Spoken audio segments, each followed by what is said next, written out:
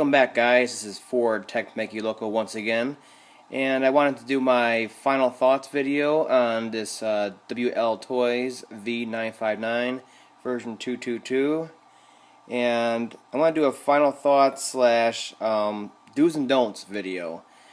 I've found out a lot in the past few weeks. I've owned this, and I want to hit the points and let you guys know before any of this happens to you, basically. So I'll get right to it, and then I'll do my final thoughts at the end, and keep that rambling to the end. So the first thing I want to point out is that I found out the hard way. During flight, I had a crash or two. It wasn't severe, and I go to take off again and turn on the camera, and it will not turn on. So I go to take off, and the light right here would not go on. It blinks red when it's recording, green when it's in standby. Would not go on. So I was wondering why that is.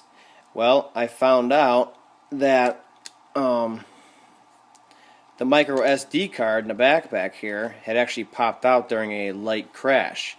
And I always thought about that, how it just kind of clips into there, same way any other SD card clips into there. And so yeah, the SD card that goes in here just popped out during a crash. Well, it popped out into the grass. So that was bye-bye forever. So my tip on that is to put it in, lock it in the way it usually is. You push it in, it clicks, and then put a piece of electrical tape over it. Small piece, just to retain in case it does pop out of there from the regular locking mechanism. This will capture it, and just don't make the piece of tape too far where you start blocking the light or the microphone or any of those details. The other thing I want to mention, I think I'm gonna have a video of me actually gluing these in, but the glue they use is a hard glue to glue these lights in, front and rear, to the flexible shell. Well, they popped out within a day or two of a crash or two, and I guess maybe it's because of the dogs. They were going after it too.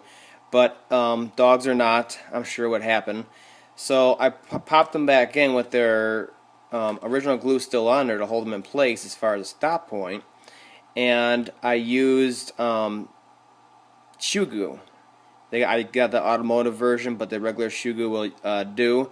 It's the stuff we all use to repair the Lexan bodies in the RC cars with the drywall tape and all that. So I put that on there right away, and ever since then, and I've had some nasty crashes, front and rear has never popped out again. It's not a issue no more, and that's the way you want it to be, is zero issues.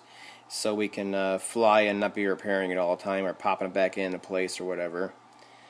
I want to tell you that the flight response on this thing, the way it reacts to your commands, is it's very quick. There's no the lag is there, I'm sure, but compared to the other choppers, this one's lag between your command and the response is very quick. So I'm very impressed by that. I mean, you hover and then you tilt it forward and it really dives and just takes off fast. Everything's really fast, even on the 40% rate setting on there. So I'm very pleased with that. And once you get your trims going and all that stuff, it actually is very smooth, has a lot of lift to it, and it can just hover there, if there's no wind, and basically just stay there. And I've actually walked underneath it, past it, whatever, and it's the 6-axis and being able to launch it from your hand is incredible. Even for me, a beginner flyer that's only been in the helis a couple months, it's very easy for me to fly, and that's good for any kind of beginner that can get into it. Now, what you may be noticing is my hole in the top of the canopy here. Well, I got the link in my other one, and I'll put it in this one in my video. there was modifications at first for the dropout issue these had for the antenna and some other stuff on there, and turning the LED lights off, prevent interference and all that, and then cutting this antenna here to a certain distance. I believe it's 31 millimeters. Again, I'll have the link to the tutorial in my description down below. So right away I did that, and then you cut your little hole in the canopy here, and you can pop it through like any other RC body with an antenna coming through it, like that, and then your proper length. I did that right away when I first got it, and I've never had a dropout issue ever, never, ever since I've had it, and I've had it up to heights I do not want to even get that high, because I don't want it to drift off into someone's second story roof. So that is very impressive, and another thing to maybe do just for the heck of it, even though WLToys supposedly fixed that. Besides this mod, they supposedly fixed it. It's better off to have it completely fixed and not have any issues, so you can fly and have your fun and not be dealing with dropouts and all that. I also, while I was in there, I noticed you're trying to pull the battery out, or even the SD card, I believe. Well, not just the battery. To charge it, let's get that out of the way. So before you're going to grab the battery to pull it out, and these wires here for the camera module, they are draped over the battery right here. They're literally draped over it. So what I did is use a small wire tie and tied it from one of the arms here and got it out of the way, and now I can get in there and do my battery. Now I can pull it out without those wires getting caught on it. That's another thing.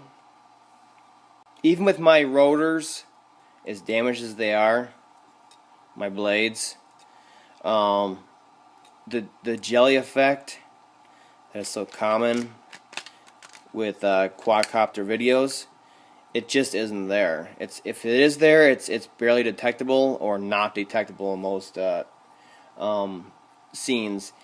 And like I said, even with these being a little dinged up and all that stuff, it no problems. I still get great video. Now the sound is a different story. The sound was bad from the beginning. It's mono, and it's horrible. And I understand you get all the noise from the props here and stuff, the rotors here, and it's right there, and it's right next to. It's kind of like sitting next to the engine in the airplane. It's gonna be loud. I understand that, and for the price, I can deal with it. I'm just glad it has sound. Now, as far as another thing I found out and I lost in the grass was these skid pieces. You got this piece right here, and then this one, as you can see, it's missing, like this. A piece here, a piece here, a piece here, here, and here, and they attach to the main frame here. Well, guess what? I landed, and these are all just push fit into each other instead of being glued. So I knew about that, but they seemed tight enough, and I figured I would get to it. I just wanted to fly it. Well, the dog grabbed a hold of it, and its push fit just wasn't enough, and I lost this one in the grass. Now, luckily, just like everything else on here, I guess I can get to that. Every part on here you can buy separately. So right now, because of some of the debris I was flying and like sand and all that, the gears have a little bit of rough spots on them. They still work just fine. The plastic gears have rough spots on them though. And so those gears you can get separately, so that's nice. Of course you can get these, but what surprised me is I could buy this skid, this whole skid as an assembly, and it's like only a couple dollars from Banggood. So I was kind of maxed. I put it on my backpack to do some flying videos out in the woods, and as you can see, it's been flattened where it's been pushed out. Besides this one that's gotten broken the days before, well, lost by the dog mainly. And so that's nice. You can get a new one of those. I was really happy that was available. So then these shells, they're strong and durable. My dog got a hold of it, and at some point, and those are even available, are like $2. So I got one of those coming. These batteries, the battery life is not that great. I would say 5 to 7 minutes. These are 500 milliamp batteries, and what I found out on Banggood's site is that they got a 600 milliamp battery option for this. So I got one of those coming, plus I have this 500. That should be enough, because when you get the camera going and the lights, it really sucks the juice. Besides the 4, good size motors and all that stuff running off of it too. So that if you're going to buy one, when you buy it, buy an extra battery. They're only $5, and it's well, actually the 500 is $5 and the 600 is $5.30, something like that. So it's definitely worth it for that too, to get these extra parts.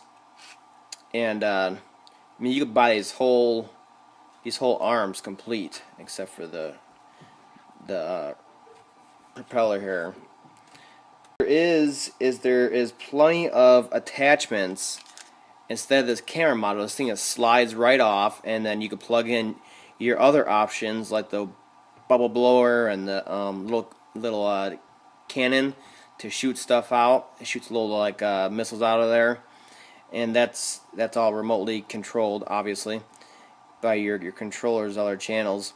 So that's nice. They're doing like $7.50, something like that, and you can clip on different ones to the base model you bought here with the camera on it.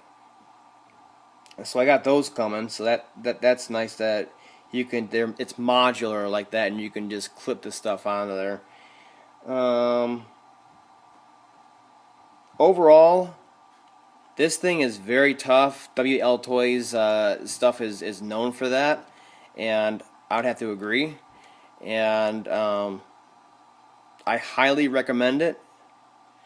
I would give it a rating of good right now, because everything is good on it.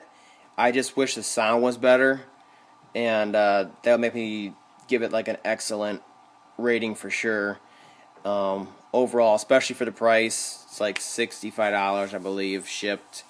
So to have all this, and as you saw in the other video, the lights are just amazing for night flight. It looks really cool and all that. In the end, I would say take heed to the points I made about the durability, where you glue in this or attach that, as mentioned earlier, and get that bigger battery, and do the range fix on there just in case. I've had this thing so high it's hard to even see it, and I've had no issues with dropouts. I've been using it almost daily, if not a couple times a day, for a few weeks now. So it's a great little chopper, and it's like a medium size compared to the other ones I have, the X4s, the Hubsan X4s. And now what I would say is that if you want to get into quadrocopters and have a camera, this is the way to go.